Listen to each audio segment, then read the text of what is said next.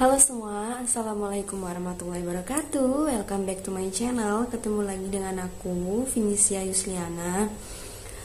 Seperti di judulnya, jadi kali ini aku mau share beberapa suka duka jadi seorang istri abdi negara. Karena banyak banget dari teman-teman yang komen di konten aku yang ini, terus juga banyak banget yang DM aku di Instagram lama aku. Oh ya, BTW jangan lupa untuk follow Instagram baru aku ya. Terus banyak juga yang DM dan komen di akun Wattpad aku. Halo teman-teman Wattpad, aku bakal jawab semua pertanyaan kalian di sini ya. Disimak sampai selesai. Oke, seperti biasa sebelum lanjut ke videonya, jangan lupa untuk klik subscribe, lalu beri like, komen, dan share ke seluruh sosial media yang kalian punya. Dan jangan lupa untuk nyalakan lonceng notifikasi. Oke, sebelum kita bahas seneng-senengnya, alangkah baiknya kita bahas sedihnya, dukanya dulu.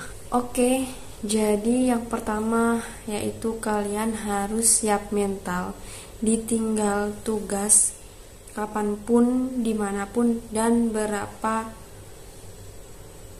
lama pun. Bener gak sih? Pokoknya intinya berapa lama pun gitu. Jadi ini tuh bener-bener pengalaman pribadi banget. Aku ingat banget waktu itu aku nikah akhir Agustus 2018 dan suami aku dapet TR penugasan ke Papua awal Desember 2018. Bayangin, baru 4 bulan nikah aku harus ditinggal penugasan ke Papua, dan itu lamanya 7 bulan. Bahkan aku juga inget banget dulu ada juga yang baru nikah 1 bulan barengan sama suami aku, berangkatnya baru 1 bulan langsung ikut berangkat penugasan ke Papua juga. Jadi buat kalian calon istri abdi negara, siapkan mental kalian dari sekarang juga. Karena apa? Karena kalian bakal sering buat ditinggal tugas. Yang kedua, kalian juga harus rela buat ngerawat anak sendiri. Karena apa? Ya kembali lagi ke yang pertama. Kalau misalkan suami kalian ditugaskan keluar kota, bahkan keluar pulau, pasti membutuhkan waktu yang lama kan. Jadi otomatis kalian mau nggak mau harus ngerawat anak sendiri. Bahkan kalian juga harus siap kalau misalkan harus melahirkan tanpa ditemenin sama suami. Dan ini tuh bener-bener pengalaman pribadi banget. Waktu itu aku melahirkan tepat awal-awal corona masuk ke Indonesia. Jadi waktu itu PSBB ketat dan harus karantina. Jadi waktu itu umur 8 bulan, usia kandungan aku 8 bulan, aku pulang ke rumah orang tua aku karena aku emang rencana buat lahiran di rumah orang tua aku. Dan waktu itu corona masih belum ada di Indonesia. Tepat banget waktu aku mau melahirkan, seminggu sebelum melahirkan, di Indonesia gencar-gencarnya corona masuk dan mulailah PSBB di mana-mana. Terus kalau misalkan harus bepergian keluar kota, harus dikarantina 15 hari. Otomatis suami aku, kalau misalkan ya aku mau melahirkan, suami aku ini harus dikarantina 15 hari dulu. Sedangkan kerjaannya itu nggak mungkin harus izin sampai selama 15 hari, itu nggak mungkin banget guys.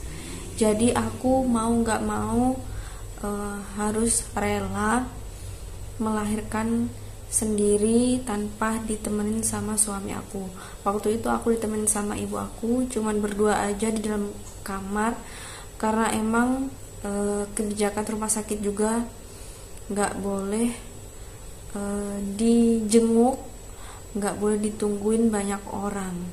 Terus aku juga ingat banget pernah dikasih tahu sama teman aku dia juga pernah mengalami melahirkan anak kedua apa yang pertama gitu, nggak ditemenin sama suaminya karena waktu itu suaminya lagi ditugaskan ke Jakarta seminggu kalau nggak salah.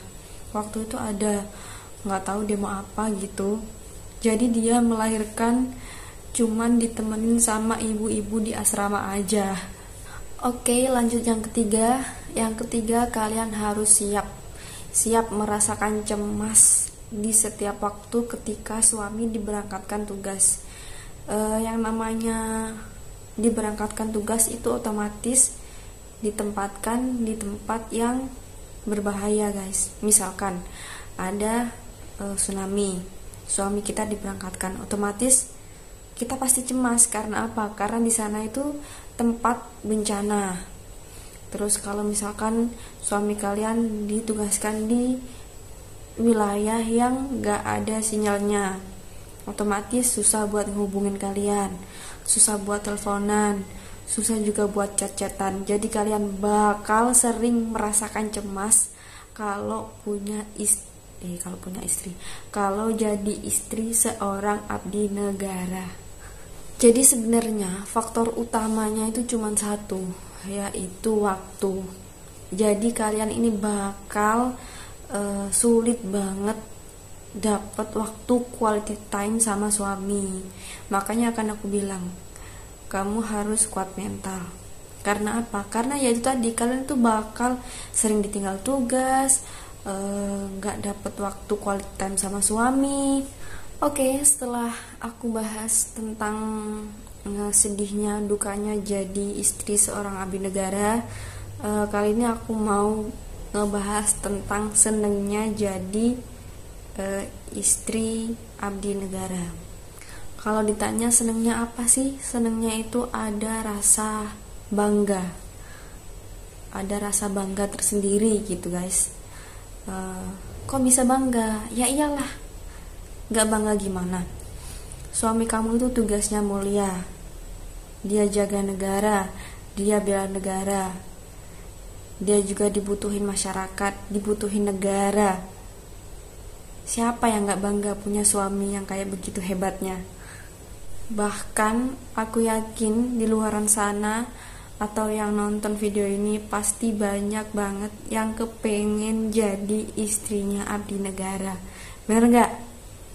Meskipun pekerjaannya sering ninggalin tugas, gak ada waktu sama keluarga, tapi banyak banget yang kepengen jadi istri abdi negara. Oke, jadi itu tadi sedikit cerita sharing dari aku, suka duka jadi istri abdi negara. Buat kalian semua yang lagi berjuang jadi istri seorang abdi negara, kuatkan mental kalian mulai dari sekarang. Gak boleh banyak ngeluh, dan jangan lupa untuk selalu support suami, karena kalian adalah pasangannya yang menemani dia. Jadilah istri yang baik, yang bisa mendukung suami yang ditugaskan dimanapun dan kapanpun. Kalian harus siap. Dan sekian video kali ini. Jika ada salah kata, salah pemahaman, aku mohon maaf. Wassalamualaikum warahmatullahi wabarakatuh. Bye bye.